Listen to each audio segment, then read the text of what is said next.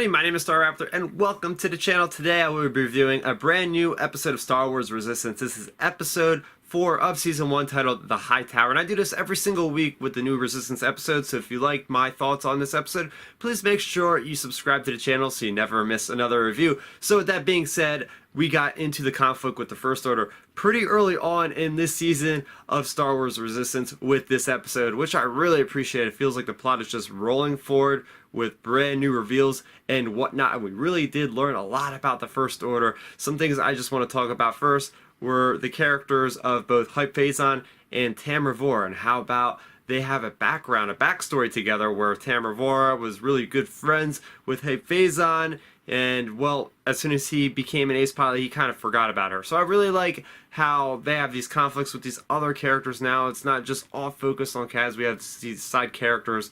We see a little bit more of Doza as far as Kaz escaping into her room, and she thinks that, oh, maybe I thought this was more of a romantic thing, and he's just trying to get out of there for his life. So I thought that was really funny. Maybe they'll connect that thread later on in the season, which I expect them to have maybe some kind of love relationship thing going on. And Hype Phazon, he's just a really cool character. He's cocky, kind of reminds me of Han Solo. This guy's got all these sponsors. I really like his jacket. Just his overall flair is just, he seems like a really cool Rhodian for sure. And just getting right into the First Order stuff, I really liked how there's that really tense scene with the First Order kind of blackmailing Captain Doza, who is in the High Tower, who is pretty much the leader of the people of the Colossus. And what happens is, I think it's a really brilliant move by the First Order. They are pretty much the underworld at this point, right? So they're paying off these pirates that we've seen in the previous episode to attack the Colossus purposely, so that one day the First Order is going to come in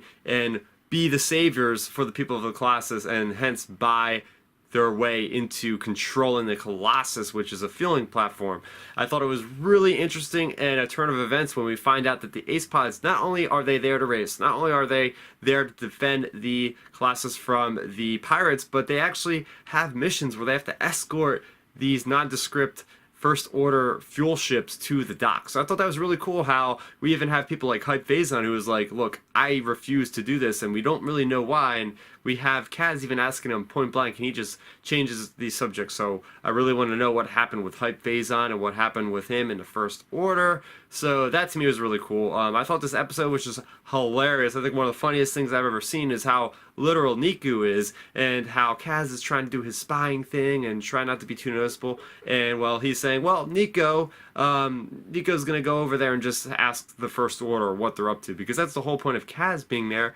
And Nico literally does that, and I was laughing pretty hard because he's just so freaking literal and deadpan humor.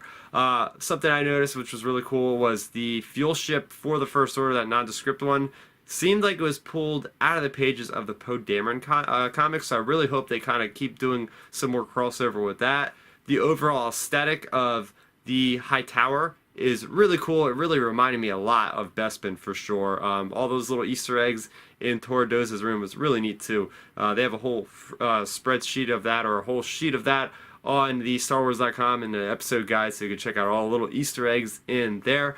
The one thing I will criticize about this episode was just Kaz being a clumsy spy, of just looking really just noticeable.